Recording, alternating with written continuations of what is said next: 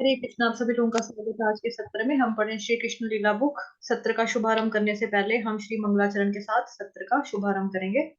ओम अज्ञानतिमिरान्धस्य ज्ञानाञ्जनशलाकया चक्षुरुन्मिलितं येन तस्मै श्री गुरुवे नमः। श्री चैतन्य मनोभीष्टं स्थापितं येन भूतले स्वयं रूपः कदा मह्यं ददाति स्वपदान्तिकम्।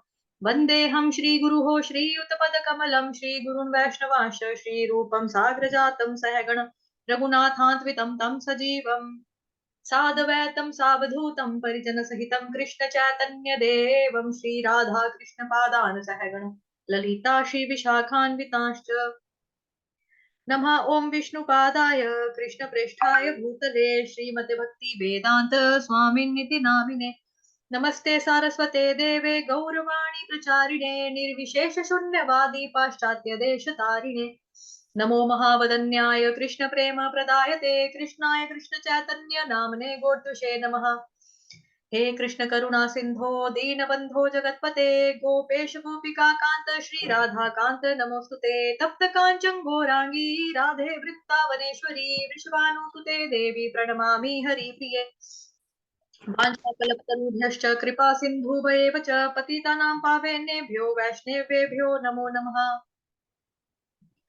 जय श्री कृष्ण चैतन्य प्रभु नित्यानंद श्री अद्वैत गदाधर श्रीवासादि गौर भक्त वृंद हरे कृष्ण कृष्ण कृष्ण हरे हरे हरे राम राम राम हरे हरे हरे कृष्ण कृष्ण कृष्ण हरे हरे हरे राम राम हरे हरे हरे कृष्ण कृष्ण कृष्ण हरे हरे हरे राम राम हरे हरे। हरे कृष्णा। एक दो सेकंड शायद लगेंगे। हाँ ये देखो। हो गया। हरे कृष्णा। तो हम पढ़ रहे हैं श्री कृष्ण लीला बुक। आज हम नया अध्याय शुरू करेंगे।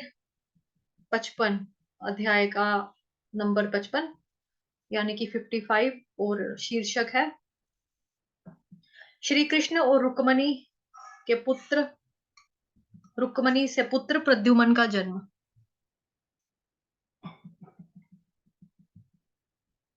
कोई पढ़ना चाहता है तो हैंड रेस कर सकता है या अपने आप को अनम्यूट करके पढ़ना शुरू कर सकता है। पढ़ना चाहता है कोई? ठीक है विनीता माता जी पढ़ लो। हरे कृष्ण। हरे कृष्ण। ऐसा कहा जाता है कि भगवान वासुदेव के अंश कामदेव को भूतकाल में शिवजी के क्रोध ने भस्म कर दिया था। उसी कामदेव ने श्री कृष्ण की संतान के रूप में रुक्मिणी के गर्भ में जन्म लिया। स्वर्ग लोक का यह देवता कामदेव काम को जागृत करने में विशेष रूप से समर्थ है। भगवान श्री कृष्ण के विभिन्न अंशों के अनेक स्तर हैं, किंतु श्री वासुदेव, श्री संकर्षण, श्री प्रद्युम्न तथा श्री अनिरुद्ध नामक श्री कृष्ण के चतुर्व्यूह विस्तार प्रत्यक्ष रूप से विष्णु की श्रेणी में है। कामदेव ने बाद में रुक्मिणी के गर्भ में जन्म लिया और उसका भी नाम प्रद्युम्न रखा गया, किंतु वे विष्णु की श्रेणी वाले प्रद्युम्न नहीं हो सकते हैं। वे जीव तत्व की श्रेणी के थे, किंतु देवताओं की श्रेणी वाली विशिष्ट शक्ति से युक्त होने के कारण वे प्रद्युम्न के अद्भुत पराक्रम का अंश थे। गोस्वामियों का यही मत है। अतएव जब शिवजी के क्रोध से काम भस्म हो गया तो वह श्री वासुदेव के शरीर में लीन हो गया। उसका शरीर पुनः उसे प्राप्त हो गया। इस हेतु भगवान श्री कृष्ण ने स्वयं उसे संतान के रूप कार किया। श्री कृष्ण ने प्रत्यक्ष रूप से उसे अपने शरीर से रुक्मिणी जी के गर्भ में स्थापित किया और वह श्री कृष्ण के पुत्र के रूप में उत्पन्न हुआ। वह प्रद्युम्न के नाम से विख्यात हुआ। श्री कृष्ण के पुत्र होने के कारण उसके गुण भी श्री कृष्ण के समान थे। शंबर नामक एक असुर का इन्हीं प्रद्युम्न के हाथों वध होने वाला था। शंबरासुर को अपनी इस नियति का ज्ञान था और जैसे ही उसे ज्ञात हुआ कि प्रद्युम्न का जन्म हो चुका है, वैसे ही उसने एक स्त्री का रूप धारण करके शिशु का हरण किया। उसने शिशु के जन्म के 10 दिन के अंदर ही प्रसूति गृह से उसका हरण कर लिया। असुर ने उसे ले जाकर सीधे समुद्र में फेंक दिया, किंतु जैसा कहा जाता है श्री कृष्ण जिसकी रक्षा करते हैं उसे कोई नहीं मार सकता और श्री कृष्ण द्वारा जिसका वध होने वाला है उसकी कोई रक्षा नहीं कर सकता। राखे कृष्ण मारे के, मारे कृष्ण राखे के। जब प्रद्युम्न को समुद्र में फेंका गया, तब तत्क्षण एक विशाल मछली उन्हें निगल गई। कुछ काल पश्चात यह मछली एक मछुआरे के जाल में पकड़ी गई और बाद में वह मछली शंबरासुर को बेच दी गई। असुर की पाकशाला यानी रसोई में मायावती नाम की एक दासी थी। वह स्त्री भूतकाल में काम की पत्नी रति थी। जब मछली शंबरासुर को दी गई, तब उसके रसोइयों ने उसे लिया। रसोइये का कार्य इस मछली को सुस्वादु भोजन के रूप में पकाना था। असुर एवं राक्षस मांस, मछली आदि इसी प्रकार के मांसाहारी भोजन करने के अभ्यस्त होते हैं। उसी भांति दूसरे असुर जैसे रावण, कंस और तथा हिरण्यकशिपु आदि ब्राह्मण और क्षत्रिय पिता के पुत्र थे, किंतु वे बिना विचार किए मांसाहार करते थे। भारत में यह प्रचलन अभी भी है और मछली तथा मांसाहार करने वाले को सामान्यतया असुर तथा राक्षस कहा जाता है। जब रसोइये मछली को काट रहा था, तब उसे मछली के पेट में एक सुंदर शिशु मिला। उसने तत्काल उस शिशु को भोजन बनाने में सहायता करने वाली मायावती के संरक्षण में दे दिया। इस स्त्री को यह देखकर आश्चर्य हुआ कि इतना सुंदर शिशु एक मछली के पेट में किस प्रकार रहा, और यह परिस्थिति उसे उलझन में डाल रही थी। तत्पश्चात देव ऋषि नारद जी ने आकर प्रद्युम्न के जन्म, शंबरासुर आदि उसके हरण तथा समुद्र में फेंके जाने की समस्त कथा उसे बताई। इस रीति के अनुसार पूर्व जन्म में कामदेव की पत्नी रही रति को, जिसका नाम अब मायावती था, समस्त कथा स्पष्ट हो गई। मायावती को ज्ञात था कि पहले वे कामदेव की पत्नी थी। शिवजी के क्रोध से अपने पति के भस्म हो जाने के पश्चात वे सदैव ही ये आशा कर रही थी कि कामदेव को भौतिक देह प्राप्त होगी। मायावती का कार्य रसोई में दाल चावल पकाना था, किंतु जब उसे यह शिशु प्राप्त हुआ और उसे ज्ञात हुआ कि वह तो उसका पति कामदेव है, तो स्वाभाविक रूप से उसने उस शिशु को अपने संरक्षण में ले लिया और अत्यंत स्नेहपूर्वक उसका पालन करने लगी। चमत्कारिक रूप से वह शिशु अत्यंत तीव्र गति से विकसित होने लगा और अत्यंत अल्पकाल में वह एक अत्यंत सुंदर युवक बन गया। उसके नैन कमल पुष्प की पंखुड़ियों के समान थे। उसकी भुजाएं घुटनों तक लंबी थी। उसे देखकर सभी युवतियां उसके शरीर सौंदर्य पर मोहित हो जाती थी। मायावती समझ सकती थी कि प्रद्युम्न के रूप में उत्पन्न उसका पूर्व पति कामदेव इतना सुंदर युवक हो गया था और धीरे धीरे वह भी मोहित तथा कामातुर हो गई। अपनी वासना भी की अभिव्यक्ति करती हुई वह प्रद्युम्न के समक्ष स्त्रीयोचित आकर्षण सहित मुस्कुरा रही थी। अतएव प्रद्युम्न ने उससे प्रश्न किया, ऐसा किस प्रकार संभव है कि पहले तुम एक माँ की भांति स्नेहशील थी और अब तुम एक कामातुर स्त्री के लक्षण व्यक्त कर रही हो? इस परिवर्तन का कारण क्या है?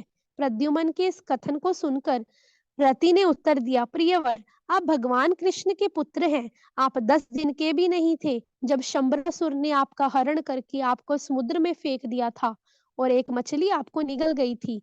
इस प्रकार आप मेरे संरक्षण में आ गए, किंतु वास्तव में कामदेव के रूप में आपके पूर्व जीवन में मैं आपकी पत्नी थी। अतएव मेरा आपके प्रति दाम्पत्य प्रेम के लक्षणों को प्रकट करना असंगत नहीं है। शंबर आपका वध करना चाहता था और उसको विभिन्न सिद्धियां प्राप्त हैं। अतएव वे आपके वध का प्रयास करे, इसके पूर्व ही शीघ्र आप अपनी दिव्य शक्ति से उसका वध कर दीजिए। जब से शंबर ने आपको चुराया है, आपकी माता रुक्मिणी देवी अत्यंत शोचनीय अवस्था में है। उनकी दशा वैसी ही है जैसे अपनी संतान को खोकर किसी कोयल पक्षी की होती है। उनका आप पर अत्यंत स्नेह है और जब से आपको उनसे विलग कर दिया गया है, वे उसी प्रकार जीवन व्यतीत कर रही हैं जैसे बछड़े को खोकर गाय दुखी रहती है। मायावती को महामाया का ज्ञान था। अलौकिक शक्तियों को साधारणतया माया के नाम से जाना जाता है। इस प्रकार की समस्त मायाओं से सर्वोत्कृष्ट एक और माया होती है, जिसे महामाया कहा जाता है। मायावती को महामाया नामक सिद्धि का ज्ञान था और शंबरासुर की मायावी शक्तियों को परास्त करने के लिए उसने यह विशिष्ट शक्ति प्रद्युम्न को प्रदान की। इस प्रकार अपनी पत्नी से शक्ति प्राप्त करके प्रद्युम्न तत्काल शंबरासुर के समक्ष गया और उसे युद्ध के लिए चुनौती दी। प्रद्युम्न उसे अत्यंत कठोर शब्दों से संबोधित करने लगा, जिससे कि उसे क्रोध आ जाए और वे उत्तेजित होकर युद्ध के लिए तत्पर हो जाए। प्रद्युम्न के शब्द सुनकर शंबरासुर अपमान से ऐसा अनुभव करने लगा जैसे किसी के पैर से आघात खाकर सर्प अनुभव करता है। उसकी दशा आहत सर्प जैसी हो गई। किसी भी मनुष्य अथवा पशु द्वारा चोट खाना सर्प को सहन नहीं होता और वह तत्क्षण अपने विरोधी को काट लेता है। प्रद्युम्न के शब्द शंबर को वैसे ही लगे जैसे किसी ने ठोकर मारी हो। वह तत्काल अपनी गदा उठाकर युद्ध करने के लिए प्रद्युम्न के समक्ष आया। अत्यंत क्रोध में वह अपनी गदा से प्रद्युम्न पर उसी भांति प्रहार करने लगा जिस भांति वज्र किसी पर्वत पर प्रहार करता है। असुर आर्तनाद भी कर रहा था और मेघ के समान गर्जन कर रहा था। प्रद्युम्न ने अपनी गदा से अपनी रक्षा की और अंततः उसने असुर पर अत्यंत कठोर प्रहार किया। इस प्रकार शंबरासुर तथा प्रद्युम्न के मध्य घोर युद्ध प्रारंभ हो गया। किंतु शंबरासुर को मायावी शक्तियों की कला ज्ञात थी और वह आकाश में जाकर अंतरिक्ष से युद्ध कर सकता था। मय नामक एक और असुर था जिससे शंबरासुर ने अनेक मायावी शक्तियां सीखी थी। इस प्रकार शंबरासुर आकाश में चला गया और प्रद्युम्न के शरीर पर विभिन्न प्रकार के परमाणु अस्त्र फेंकने लगा। शंबरासुर की मायावी शक्तियों से युद्ध करने के लिए प्रद्युम्न ने अन्य मायावी शक्ति महाविद्या का स्मरण किया। महाविद्या तंत्र विद्या से भिन्न है। तंत्र विद्या का प्रयोग तमोगुण के अंतर्गत माना जाता है। महाविद्या की गूढ़ शक्ति सतोगुण पर आधारित है। यह जानकर के उसका शत्रु प्रबल था, शंबरासुर ने गुहकों की विभिन्न प्रकार की असुरी मायावी शक्तियों की सहायता ली। उसने गंधर्वों, पिशाचों, नागों तथा राक्षसों की शक्तियों की भी सहायता ली।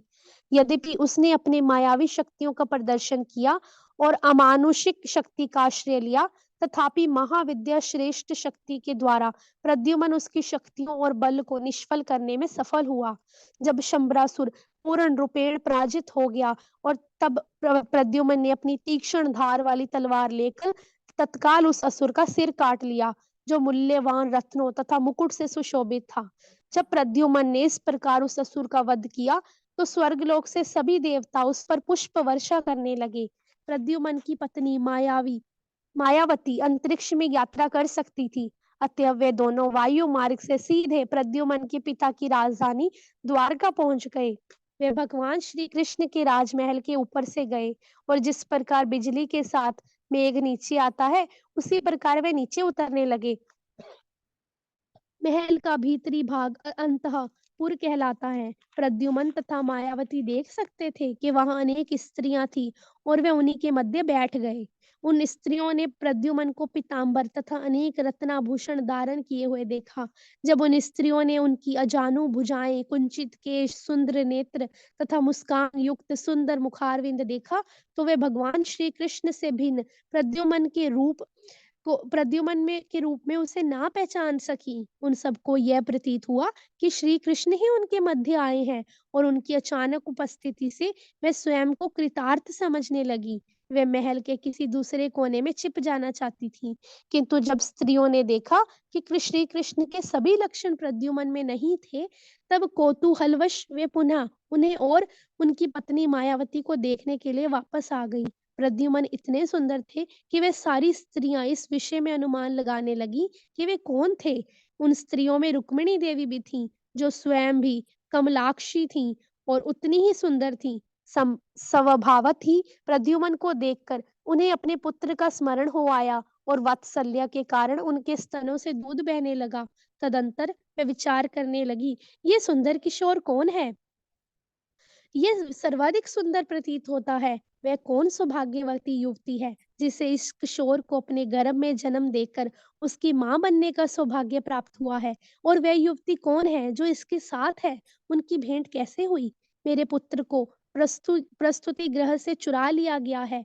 उसका स्मरण करके मैं केवल ये अनुमान लगा सकती हूँ कि यदि वह कहीं जीवित है तो अब तक तो वह भी इस किशोर के जितना बड़ा हो गया होगा। केवल सहज ज्ञान से रुक्मणी जी समझ सकती थी कि प्रद्युम्न उनके ही खोए हुए पुत्र थे। उन्होंने ये भी देखा कि प्रद्युम्न प्रत्येक दृष्टि से श्री कृष्ण के अनुरूप ही थे।